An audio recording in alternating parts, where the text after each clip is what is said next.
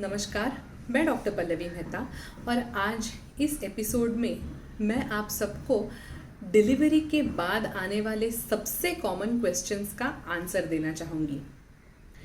बच्चा पैदा होने के बाद एक माँ में बहुत ही ज़्यादा क्वेरीज होती है, बहुत ही ज़्यादा एंग्जाइटी होती है। इन एंग्जाइटी की वजह से माँ को बहुत सारे क्वेश्चंस आते हैं, बहुत सारे डाउट्स आते हैं। इस वीडियो में मैं उन कुछ कॉमन क्वेरीज को आंसर करना चाहूँगी। इसके अलावा अगर आपको कोई क्वेरी है तो कमेंट सेक्शन में ज़रूर मेंशन करें। इस वीडियो में मैं माँ से रिलेटेड क्वेरीज का आंसर देना चाहूँगी। अगर बेबी से रिलेटेड कोई क्वेरीज हो तो हमारा बेबी रिलेटेड क्वेरीज का वीडियो ज़रूर देखें। इस वीडियो के डिस्क्रिप्शन में आपको उस वीडियो की लिंक मिल जाएगी। बच्चा डिलीवर करना एक बहुत ही पेनफुल प्रोसीजर होता है। इस पूरी की पूरी प्रोसीजर के बाद एक माँ बहुत ही ज़्यादा एग्जॉस्टेड होती है। इस एग्जॉशन में भी बच्चे का ख्याल रखना, बच्चे को ब्रेस्ट फीड करना, ऐसे अलग अलग तरीके के रिस्पॉन्सिबिलिटीज़ नई माँ पे आ जाती है। बच्चा ऑलरेडी पूरा नया होता है, माँ को भी बच्चे के बारे में ज़्यादा कुछ जानकारी नहीं होती और इसमें इतनी सारी रिस्पॉन्सिबिलिटीज़ आना, इतनी सारे काम करना किसी भी माँ के लिए ये बहुत ही ओवरवेलमिंग सिचुएशन हो जाती है। सबसे कॉमन क्वेश्चन जो पूछा जाता है कि जब मैं डिलीवर करूँ, बच्चा डिलीवर करूँ, उसके बाद क्या मैं पेन किलर ले सकती हूँ? डिलीवरी अगर वजाइनल हो या सी सेक्शन हो, यूजुअली पेन किलर्स को सजेस्ट किया जाता है। जब आपकी डिलीवरी हो तब कुछ कट किया जाता है, either it can be vaginal cut या फिर सी सेक्शन का कट। उस कट का पेन कम करने के लिए आपको कुछ पेन किलर्स प्रिस्क्राइब किए जाएंगी। जब आप अपने बच्चे को ब्रेस्ट फीड कर रहे हो तो ये पेन किलर्स कुछ हद तक ब्रेस्ट मिल्क के द्वारा बच्चे में जाते हैं।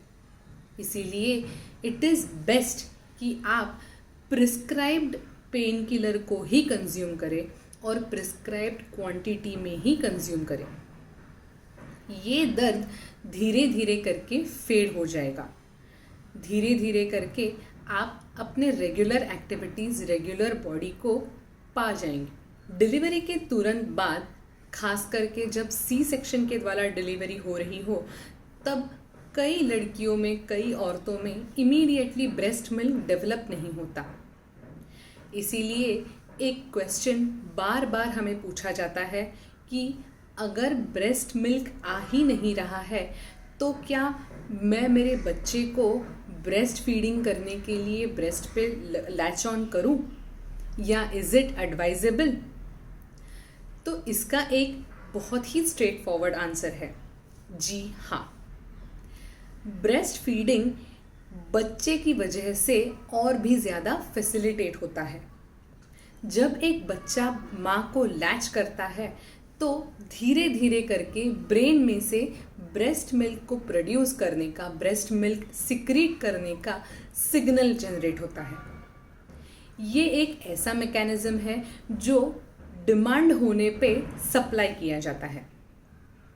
जितना ज़्यादा आप बच्चे को लैच करेंगी, उतना जल्दी और उतनी क्वांटिटी में आपका शरीर ब्रेस्ट मिल्क को प्रोड्यूस करेगा। इसीलिए अगर आपको लग रहा है कि आपको ब्रेस्ट मिल्क नहीं आ रहा है तो भी अपने बच्चे को ज़रूर लैच कराएं। डिलीवरी के बाद एक माँ बहुत ज़्यादा ब्लीड करती है। तब कई बार माँओं का एक क्वेश्चन आता है कि ब्लीडिंग कितना होना चाहिए? How much bleeding is normal bleeding? Usually delivery के तुरंत बाद बहुत ज़्यादा ब्लीडिंग होता है।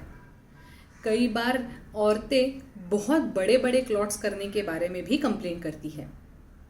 ये क्लॉट्स नॉर्मल होते हैं। ये ब्लीडिंग अगर हैवी हो तो भी ये नॉर्मल ब्लीडिंग होता है। ये ब्लीडिंग डे बाय डे घटता जाएगा। यूजुअली पहले हफ्ते में ब्लीडिंग सबसे ज़्यादा होता है, दूसरे हफ्ते में ब्लीडिंग कम होता है और तीसरे हफ्ते में और भी ज़्यादा कम होके बंद हो जाता है। लेकिन अगर आपको ब्लीडिंग बहुत ज़्यादा हो रही हो, यानी कि इतनी ज़्यादा कि आपको ताकत ना हो, या फिर ब्लीडिंग दूसरे या तीसरे हफ्ते में भी उतनी ही सीवियर हो रही हो, तो अपने डॉक्टर को उसके बारे में ज़रूर बताएं। डिलीवरी के तुरंत बाद चलने फिरने में काफ़ी तकलीफ होती है, इसीलिए नई माँ का ये एक बहुत बड़ा क्वेश्चन होता है कि मैं चल फिर सकती हूँ? डिलीवरी के तुरंत बाद क्या मैं चल फिर सकती हूँ? जी हाँ, यूजुअली डिलीवरी के 2 या 3 घंटे बाद तक आप अच्छी तरह से उठ सकती हैं। आपको किसी की मदद ज़रूर लगेगी। अपने आप से उठने का प्रयास ना करें, किसी की मदद लें, नर्स या पार्टनर की मदद लें। डिलीवरी के बाद भी कुछ देर तक बहुत ज़्यादा पेन हो सकता है, इसीलिए तुरंत पूरी तरह से चलना फिरना शायद मुश्किल हो, लेकिन दूसरे दिन से आपको ज़रूर चलना फिरना चाहिए। जितना हो सके उतना अपना रेगुलर एक्टिविटीज़ को रिज्यूम करें, चलने फिरने की ट्राई करें, कोशिश करें। आप जितना जल्दी चल फिर सकेंगी उतना ही आपकी तबीयत के लिए अच्छा होगा। डिलीवरी के बाद जब बाथरूम जाऊं तो क्या मुझे दर्द होगा?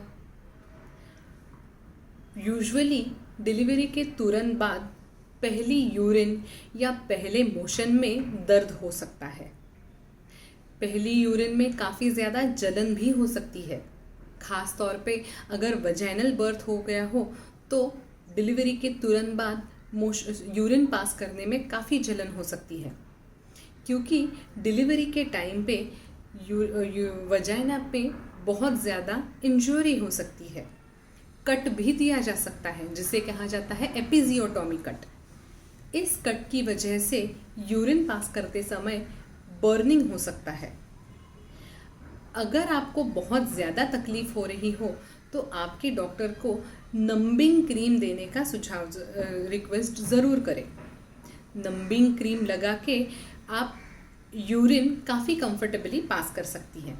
कुछ औरतों से आजकल हम एक बहुत कॉमन क्वेरी सुन रहे हैं कि डिलीवरी के बाद या फिर ब्रेस्ट फीडिंग करते समय क्या हम अल्कोहल कंज्यूम कर सकते हैं? इसका जवाब है नहीं। अगर आप ब्रेस्ट फीडिंग कर रही हो तो अल्कोहल जितना हो सके उतना अवॉइड करें। पहले 3 महीने तक अल्कोहल पूरी तरह से अवॉइड करें। उसके बाद अगर आप ब्रेस्ट फीडिंग कर रही हो तो अल्कोहल कंज्यूम करने के 2 या 3 घंटे बाद तक ब्रेस्ट फीडिंग ना करें। अगर अल्कोहल कंज्यूम करके बहुत ज़्यादा हो गई हो तो सोबर होने तक पूरी तरह से वेट करें और उसके बाद ही ब्रेस्ट फीडिंग करें। ब्रेस्ट फीडिंग से यानी कि ब्रेस्ट मिल्क से अल्कोहल कुछ मात्रा में बच्चे तक भी पहुंच सकता है। डिलीवरी के कितने समय के बाद हम सेक्सुअल इंटरकॉर्स कर सकते हैं? ये भी एक काफ़ी कॉमन क्वेश्चन है जो कपल्स ने पूछा गया है। डिलीवरी के बाद अप्रॉक्सीमेटली 6 हफ्ते का टाइम एक औरत के शरीर को रिकूपरेट करने के लिए देना चाहिए, इसीलिए 6 हफ्ते बाद तक सेक्सुअल इंटरकोर्स को पूरी तरह से अवॉइड करें। इसके अलावा अगर आपको कोई क्वेरी हो, अगर आपको कोई क्वेश्चन हो जो आप हमें पूछना चाहते हो तो please feel free to write down in the comment section. अगर आपको बच्चे से रिलेटेड कोई क्वेरीज के आंसर्स जानने हो तो हमारा कॉमन प्रॉब्लम्स या कॉमन क्वेरीज इन बेबीज़ का वीडियो भी ज़रूर देखें।